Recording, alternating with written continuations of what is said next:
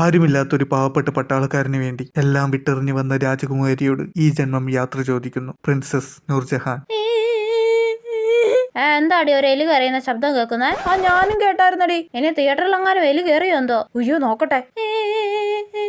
അയ്യേടി ഇവള് കരയുന്നയാ. എന്തിനാ എടി? നീ എന്തിനാടി കരയുന്നേ? എടി ദുൽഖർ സൽമാനെ അവര് കൊന്നടി. അയ്യേ എടി ദേ ഇവള് സിനിമ കണ്ട് കരയുന്നു. അയ്യോ അവളോട് കരയാതിരിക്കാൻ പറ, അടുത്തുള്ളവരൊക്കെ നോക്കുമെന്ന് പറ. എടി നീ ഒന്ന് കരയാതിരിക്കടി. എടി ഇനി പ്രിൻസസ് നൂർജഹാൻ ഇനി ആരാടി ഉള്ളത്?